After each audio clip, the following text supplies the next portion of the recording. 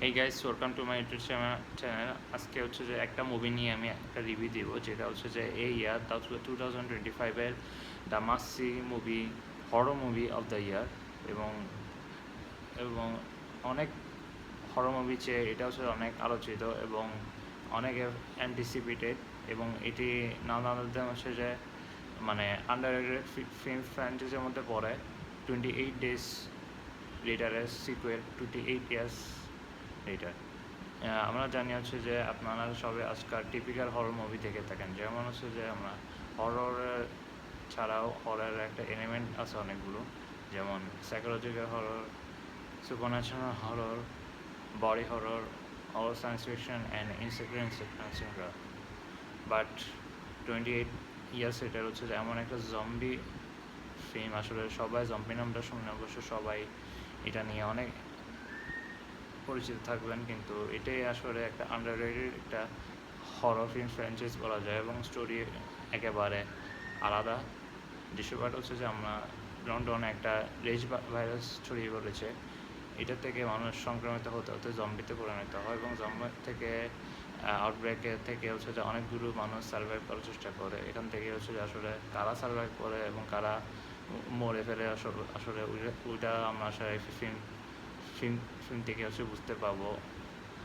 এখন আসুন আমি প্রথম মুভিটা আলোচনা করি।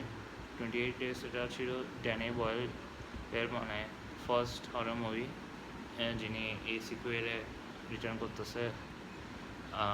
এবং ড্যানি বয়েল হচ্ছে যে এই 28 ইয়ার্স এটারও কিন্তু একমাত্র যে মুভি, যেটা হচ্ছে আইফোন 15 দিয়ে হচ্ছে যে আসলে শ্যুট করা হয়েছে, যেটা ধারণা করা হচ্ছে এটা ফিচার ফিল্ম হিসেবে একেবারে প্রথম।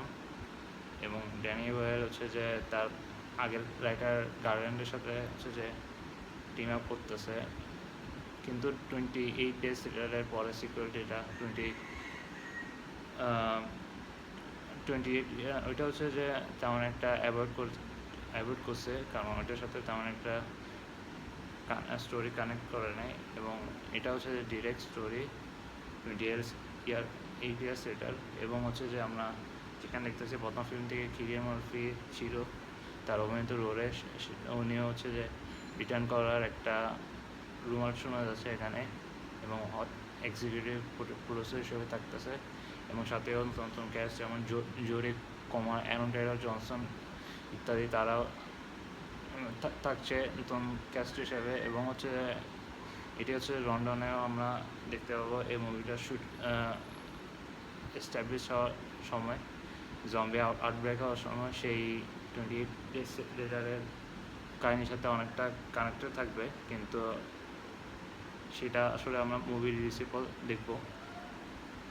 এখন দেখা যাক আসলে জম্বি মুভি আসা হচ্ছে যে ইউকে লন্ডনের মধ্যে সেট করা, গোটা ইংল্যান্ডের মধ্যে। এটা হচ্ছে যে ইউজুয়াল আমেরিকাতে সংগঠিত হয় না, বা এর বাইরেও জিওগ্রাফিতে কোনো আউটব্রেক দেখানো হয় না, শুধু একটা প্যান্ডামিক দেখা হয়েছে, সেটা হচ্ছে যে ইউকেকে কভার করবে।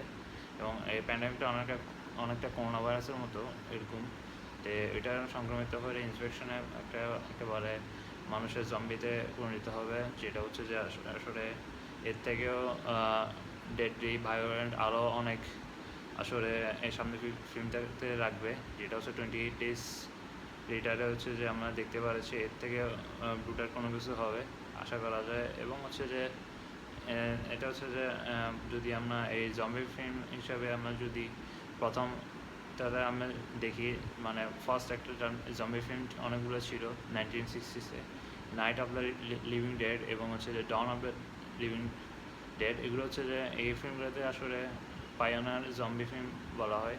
এবং এখান থেকে একটা ব্ল্যাক অ্যান্ড হোয়াইট প্রথমটা ছিল এবং শেষে হচ্ছে যে কালার হয়ে যায়, কিন্তু এগুলোর থেকে অনেকেই ইনফ্লুয়েন্স করে বানাচ্ছে। এবং এখানেতে আসলে অ্যাটমসফিয়ার এবং ক্রিপিনেসটা যেটা আমরা ধারণা করি, সেখান থেকে আসলে মানুষকে আসলে টেরিফাইড করে আছে এবং এক্সাইটেড করেছে এই ফিল্মগুলোর উপর। সাথে করে এই মুভিটা আছে, এখান থেকে হচ্ছে যে আমরা অনেক কিছু আসলে দেখতে পেরেছি ফার্স্টটাতে। সেকেন্ডটাতেও ওইটা দেখালেও অনেকটা ইগনোর করা হচ্ছে, স্টোরি কানেক্টেড রাখে নেয়। এবং 28 ইয়ার্স লেটারে যে সিকুয়েল, সেটা সামনের বছর রিলিজ হবে, ব্যাক টু ব্যাক হচ্ছে শ্যুট করা হয়েছে। এবং হচ্ছে যে এই 28 ইয়ার্স লেটার এটা হচ্ছে যে অবশ্যই একটা ভালো একটা ইন্টারেস্টিং স্টোরি হবে, নতুন নতুন ক্যারেক্টার আসবে এবং হচ্ছে যে অনেক ব্রুটাল সিন অথবা অনেক ইমোশনাল স্টোরি দেওয়া হচ্ছে যে অনেক ড্রামাটিক হরর মুভি নর্মাল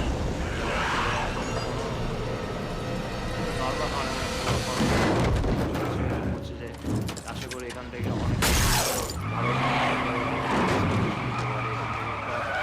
একটা হরর এবং হচ্ছে যে এই এটা আরও একটা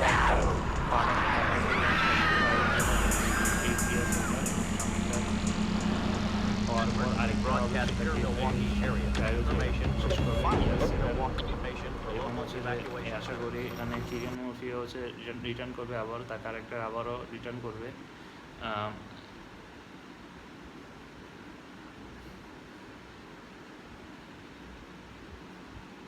তাদের ছেড়ে বানাচ্ছে কেমনে, ওটা হচ্ছে কেমনে এটা স্টোরিটা কানেক্টেড, কেমনে ক্যারেক্টার এমন হবে, ক্যারেক্টারে ফিনিশ কোথাও স্টার্ট কোথায়, এইভাবে হচ্ছে যে করে আমরা একটা কম্পিটিং একটা স্টোরি বানাবে, এইভাবে করে সামনের দুইটা ইয়েতে ফরওয়ার্ড হবে। এবং আসলে সবথেকে ফান ফ্যাক্ট হচ্ছে যে 28 ইয়ার্স লেটার হচ্ছে যে এই ইয়ারে খুব একটা এক্সপেক্টেড একটা ভালো হরর মুভি একটা হতে চলছে এবং এই হরর জার্নার আসলে কামব্যাক অনেকে গত বছরে অনেকে ভালোভাবে হয়েছে, যেমন অনেকগুলো আসলে অনেক জেনারেল একটা হরর মুভি পেয়েছি গত বছর এবং 2024 একটা হচ্ছে যে একটা ইয়ার অফ হরর মুভিস বলা যেতে পারে। এবং হচ্ছে যে এখান থেকে অনেক কিছু আমরা হচ্ছে গেইন করেছি, যেমন এন্টারটেইন হয়েছি এবং হচ্ছে যে অনেক নতুন নতুন একটা ইনোভেটিভ একটা সেক্টর পাতে গিয়েছে এ মুভিস এবং এন্টারটেইনমেন্ট।